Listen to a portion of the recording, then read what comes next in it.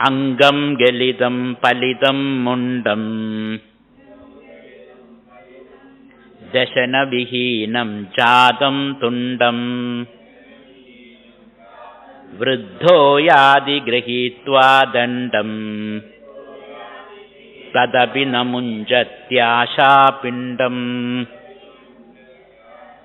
Here goes a old man. Angam galidam. His body shivering and shriveled.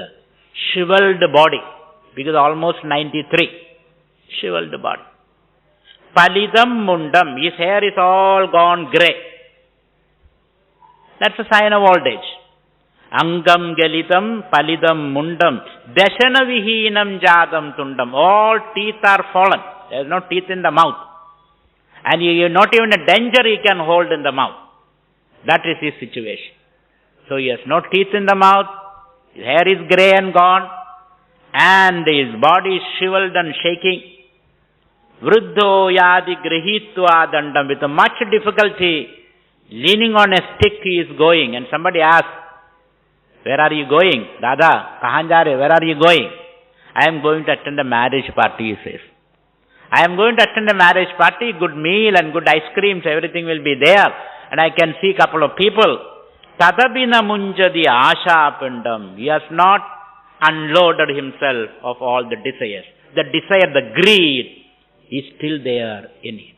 And he is a very despicable picture of a man helplessly pursuing impossible and futile desires. And still he is pursuing. I will go there and I'll have a nice time and get a good meal. And I'll see people. He has not given up his desires. He has not calmed and quietened his mind, and he has not started his inward journey. Tadavina munjadi asha pindam. He is carrying that pinda, the load of his selfish greed and desire. He has not unloaded himself. So that's the grahastha. That's our condition. We all are grahasthas. Our condition is this. In spite of all this, still we are entertaining. The other person was a sannyasi, he also has got private projects. Now we find a tapasvi. Shankara was a severe social critic. And he has not surrendered his critical mind simply in the name of faith and trust. We also have to recapture the critical mind. Unfortunately, nowadays, we lost that power of criticism. Our criticism is mere personal criticism. Not criticizing or critiquing, that quality is gone. We are simply criticizing now, meaninglessly. A critiquing attitude is very, very important. An analytical, critiquing attitude is very important. Now Shankara pulls up the tapasvi, who is doing tapas. Haven't you seen people growing their nails? Not for God. God doesn't want to grow your nails. It is just to come in the Guinness book. Oh, here is a man whose nails are the longest in the world. Now there are people doing Bhagavad Gita lectures to come in the Guinness book. What a pity. That's a very paltry reward that you can get. I talked so many times, so my name has come in the Guinness book. Anyway, he says, a tapasvi who grow their nail, who raise their hand for 10 years, so their hand become atrophied, and or stand on one leg, or they sit and never move, or all kind of funny ideas. I think one way it is good because you are bored with life, so you do something. That way it is okay. If you are bored with life, you can have some such a funny project. It makes your life interesting, and people also have got good entertainment. They can see your long nails curled and then all that. They can see, or one who has got the longest beard trailing behind it. Wherever he goes, this beard is trailing behind it, or the hair trailing behind him. These kind of funny people. Shankara here he says, Agre Vanni Prishte Banu. Here's a tapasvi. Was fire in front of him. Agre Vanni. Fire is blazing away. And he's sitting in front of the fire.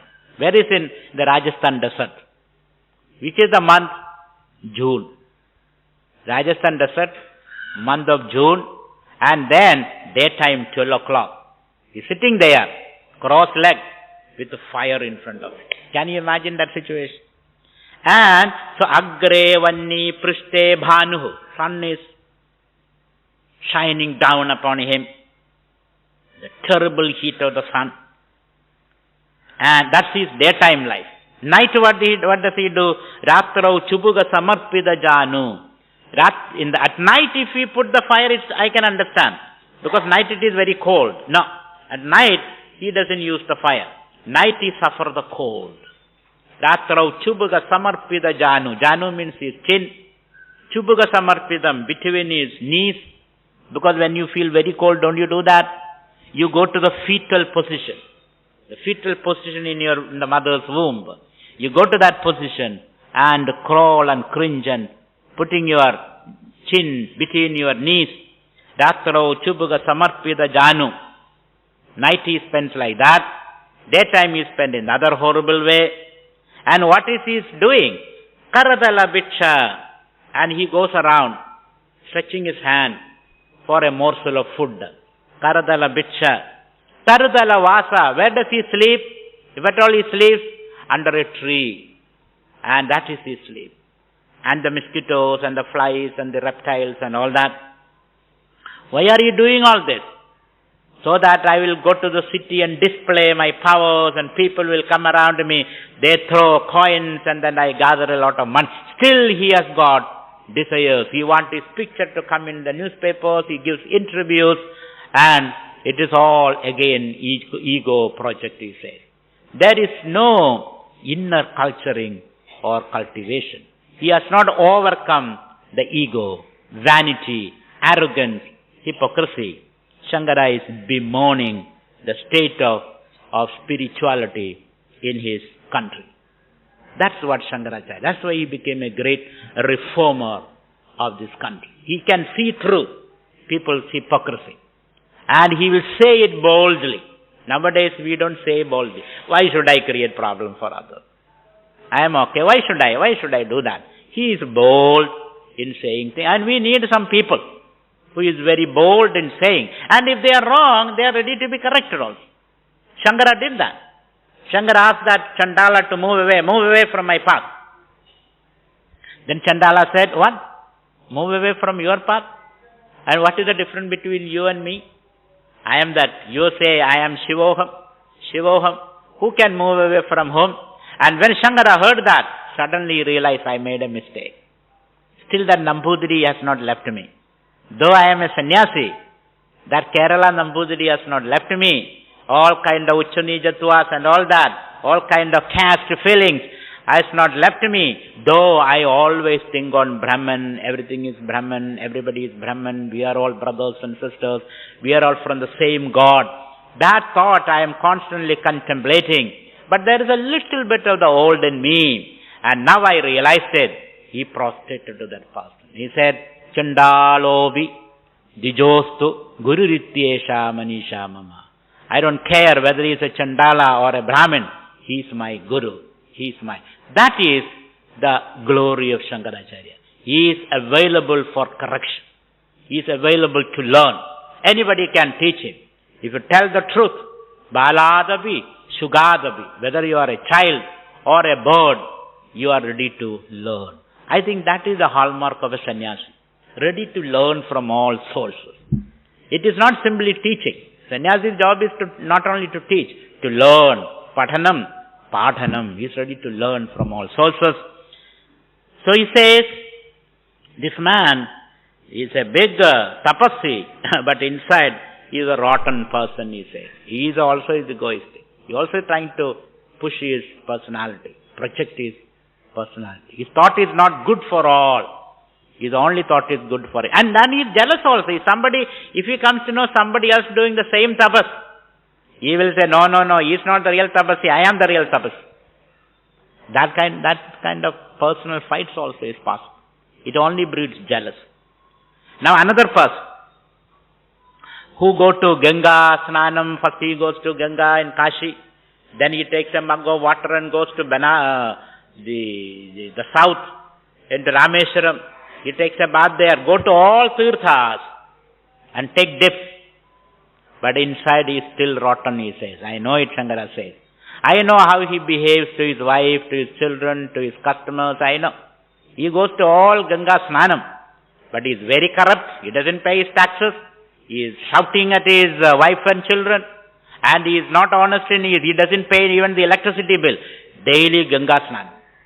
What is the use, he says. There is no use of doing all this. Here, Shankara. Kurude Ganga Sagara Gamanam. Here is a person, every year he goes to Ganga, take a dip there, Rishikesh, Badrinath, Gangotri, Jamunotri, everywhere he goes. And Kashi he goes, Prayag he goes. And then he comes to Rameshwar, Sagara Gamanam. There also he takes a bath. He goes to Dwarka, there also he takes a bath. Everywhere he has taken a bath and polluted all the rivers in the world. By his bath, he has polluted all the rivers, that he has done. Now he says, Vrita Paripalana Madhava Dhanam. And Vrita, Ekadashi Vrita also he does. And he tells everybody, today nobody should come, I am doing Ekadashi Vrita. He must know, everybody should know what he is doing. And then Adhava Dhanam. And he do charity also. He do all charity. But then he should come in the newspaper with his picture, everything. Charity. He gives a bulb to the temple, and on which it is written down, donated by so and so in black letters. That also is written. What a pitiable situation, he says. Vrita Paripalana Madhava Dhanam Jnana Vihina Sarvamadena Bhajadi Na Muktim Janmasadena. You may keep on doing all this and keep on projecting your ego and bloating your ego. You are not going to gain anything. What you need is jnanam, knowledge. Knowledge of who you are. And for that you need some inner purity. Certain viveka, vairagya and shuddhi. By that you must come to know who you are and become an inwardly happy person. Then alone all this have some meaning. Otherwise they are only hypocritic actions. And those who see can see through you. And you yourself know what is the purpose of all this. It is all useless things, Shankara says. Continuing. This does not mean tomorrow onwards you are not going to take a bath in the Ganges, or you may do all those things. But the real purpose of doing all this is to purify, to get rid of the ego projects, to get rid of your impurities. That's the real purpose of all this. Continuing. Sura Mandira Tarumula Nivasaha Shayya Bhudala Machinam Vasaha Sarva Parigraha Bhogatyagaha Kasya Sukham Nakarodi Viragaha. So what is required is simplicity, moderation, 2 ideas. Simplicity. Reduce your needs. You don't need all this. You pollute everybody and everywhere. So reduce your needs. Simplicity is an important quality.